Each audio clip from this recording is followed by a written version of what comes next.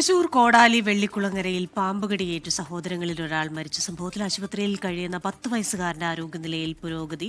വെന്റിലേറ്ററിന്റെ സഹായത്തോടെയാണ് ശ്വസിക്കുന്നതെങ്കിലും ഇന്നലെ അനൂഷ് കണ്ണു തുറന്നിരുന്നു.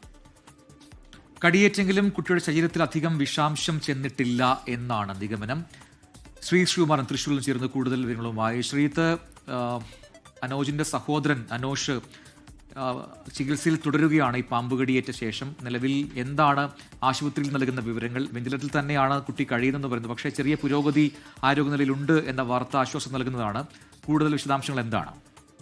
തീർച്ചയായും ചെറിയ പുരോഗതി ആരോഗ്യനിലയിലുണ്ട്.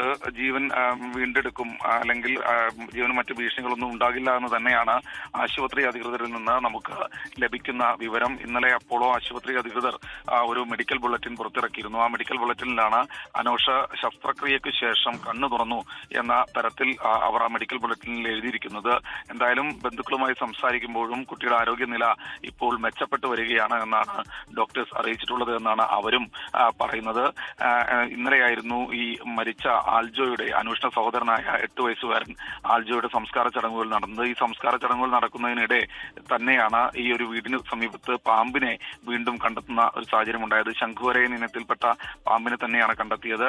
എന്തായാലും ഇതിനെ നാട്ടുകാരെല്ലാവരും ചേർന്ന് തല്ലിക്കൊന്നു. പക്ഷേ ഈ വീടിന് പരിസരത്ത് പറമ്പിലോ മറ്റോ ഇനിയും പാമ്പുകൾ ഉണ്ടാകാം. ചെറിയ പാമ്പിന്റെ കുഞ്ഞുങ്ങളാണ്. അപ്പോൾ ഇനിയും പാമ്പുകൾ ഉണ്ടാകാമെന്നാണ് നിഗമനം. അതിന്റെ അടിസ്ഥാനത്തിൽ വനംവകുപ്പ് ഉദ്യോഗസ്ഥരും നാട്ടുകാരും ഒക്കെ ചേർന്ന് ഇന്നലെ ഈ പ്രദേശത്ത് തീയിടുന്ന ഒരു സാഹചര്യം കൂടി ഉണ്ടായിരുന്നു. എന്തായാലും ഇപ്പോൾ അനൂഷ് ജീവിതത്തിലേക്ക് തിരിച്ചു വരുന്നു എന്ന വാർത്ത ആശ്വാസകരമാണ്. ആളുകൾ ഇപ്പോഴും ഭയത്തിലാണ്. ഈ മേഖലയിൽ കൂടുതൽ പാമ്പുകളുണ്ടോ എന്ന സംശയം ആളുകൾക്കുണ്ട്. ശ്രീത, ഒരു കാര്യം കൂടി, ഈ കുഞ്ഞ് കണ്ണു തുറന്നു, വെന്റിലേറ്ററിൽ നിന്ന് എപ്പോഴേക്ക് മാറ്റാനാകും എന്ന തരത്തിൽ വിവരങ്ങൾ വല്ലതും ലഭിക്കുന്നുണ്ടോ? ഇന്നലെയാണ് ഇത്തരത്തിൽ അപ്പോളോ ആശുപത്രി അധികൃതർ ഒരു മെഡിക്കൽ ബുള്ളറ്റിൻ പുറത്തിറക്കിയത്. അതിലാണ് കുഞ്ഞ് കണ്ണു തുറന്നു, മരുന്നുകളോട് പ്രതികരിക്കുന്നുണ്ട് എന്ന് രേഖപ്പെടുത്തിയിരിക്കുന്നത്.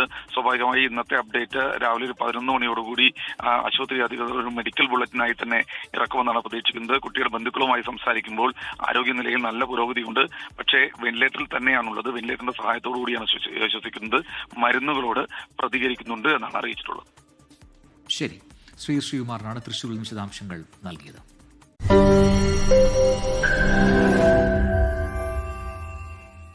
ലോകത്തെവിടെയായാലും ഏത് സമയത്തും 24 വാർത്തകളും ഓഗ്മെന്റഡ് റിയാലിറ്റി പാക്കേജുകളും എക്സ്പ്ലെയിനറുകളും വിശദമായി കാണാൻ ഞങ്ങളുടെ യൂട്യൂബ് ചാനൽ നിങ്ങൾക്ക് സബ്സ്ക്രൈബ് ചെയ്യാം.